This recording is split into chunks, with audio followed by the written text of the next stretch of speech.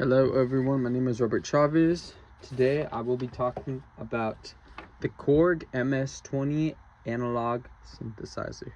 This synthesizer is analog, subtractive, and monophonic.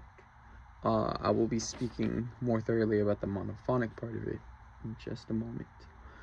This is originally a synth from the 80s. This is a reissued version of it from 2013. It's a little bit smaller, not really though. It's allegedly 86% of the size of the original. Something else that makes this different than the original model from the 70s and 80s is that this one has a MIDI plug and a USB plug, so it has more modern compatibility functions. Excuse me, I'll plug in the cord just in a moment to show you something.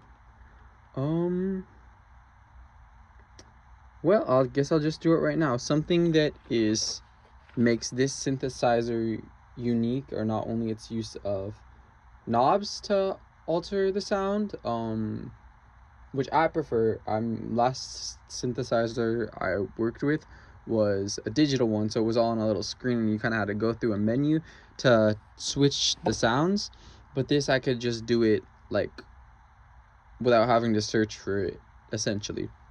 There's that. And then this one also uses plug-in cables, which is cool. I don't really understand how it works, but I have a cable and I know that it makes the sound different when I plug it in how it says I should in the manual, which it also comes with. Something also different from the last synthesizer that I like. It has a whole menu of musical instruments that you can make it sound like, or just like cool sound effects, and I really like that.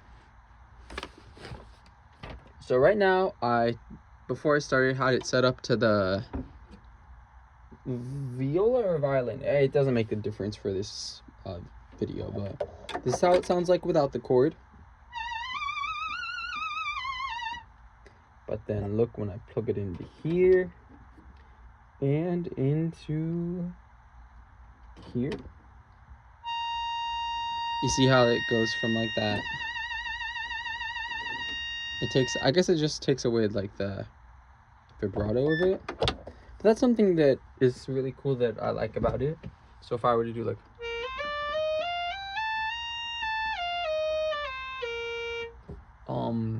like I was saying earlier, another big feature of this is that it's a monophonic. So even though it's a keyboard and you would think if you played a chord, you'd be able to hear, you know, the root, third, and fifth,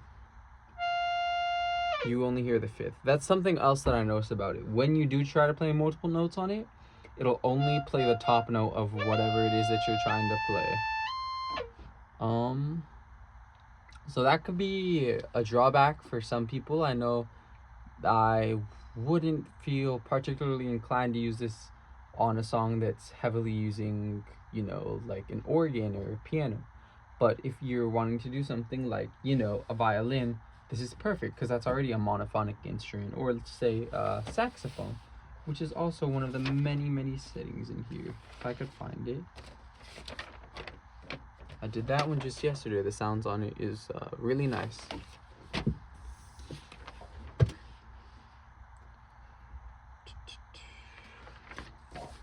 And back to the knobs. I can't show you the functions of all of them right now right here, but this one on the far left, for example, controls the octave it's in. So we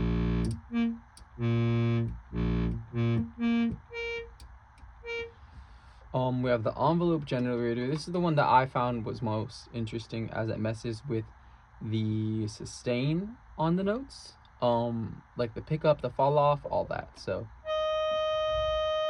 holds it for a moment. The attack time adjusts how long it takes to like come all the way back, and like decay time does the opposite.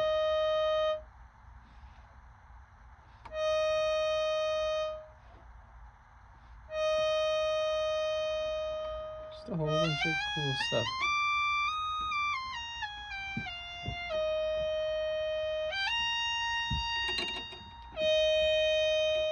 Alright, that's all for now. I hope you guys enjoyed the video.